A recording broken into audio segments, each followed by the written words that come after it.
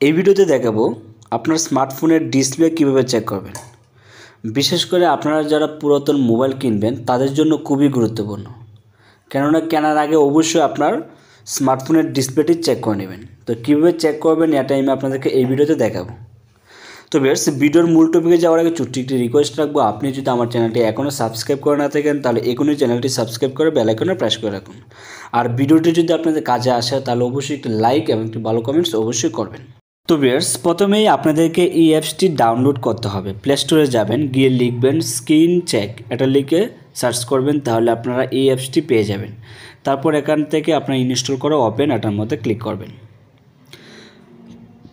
তারপর আপনাদের সামনে এরকম ইন্টারফেস চলে আসবে। এইখানে দেখেন নিচের লেখা আছে স্টার্ট চেকিং, এটার মধ্যে ক্লিক করবেন।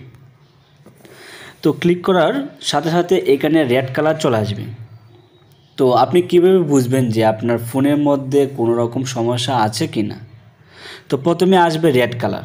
তো এইখানে আপনার ফোনের ডিসপ্লের মধ্যে রেড কালার ব্যতীত যদি অন্য কোনো কালার শো করে বা দেখা যায় তাহলে বুঝতে পারবেন যে এই ফোনের ডিসপ্লের মধ্যে সমস্যা আছে। আর আমার এইখানে উপরে যে একটা ডট চিহ্ন দেখতে পাচ্ছেন, মানে গ্রিন কালারে, ওইটা হচ্ছে আমি যে স্ক্রিন রেকর্ড করতেছি ওইটার, মানে ওইটার একটা ডট চিহ্ন। আমার ফোনের মধ্যে কোনো সমস্যা নাই। আর যদি রেড কালার ব্যতীত অন্য কোনো কালার এখানে শো করে বা কোনো রকম দাগ যদি শো করে তাহলে বুঝতে পারবেন যে এটার মধ্যে প্রবলেম আছে। তারপর কি করবেন, আবার এই ডিসপ্লের মধ্যে টাচ করবেন, তারপর আসবে গ্রিন কালার। তো এইখানে যদি গ্রিন কালার ব্যতীত অন্য কোনো কালার শো করে বা দেখা যায় তাহলে বুঝতে পারবেন যে ওই ফোনের ডিসপ্লের মধ্যে সমস্যা আছে। তো এইভাবে আপনারা প্রত্যেকটা কালার এখান থেকে চেক করবেন। আপনি আবার এখানে ক্লিক করবেন। তো এখন আসছে নীল কালার। তো এইখানে ব্লু কালার ব্যতীত অন্য কোনো কালার আমার এখানে নাই, যার কারণে আমার ফোনের মধ্যে কোনো সমস্যা নাই। তারপর আবার ক্লিক করবেন, তারপর আবার আরেকটি কালার আসবে।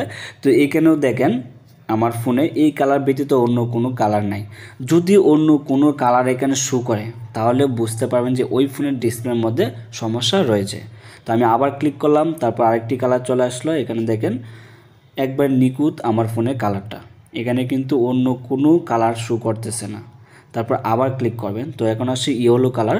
তো এখানে দেখেন সম্পূর্ণ জায়গায় কিন্তু ইয়েলো কালার রয়েছে, এখানে অন্য কোনো কালার কিন্তু এখানে শো করতেছে না।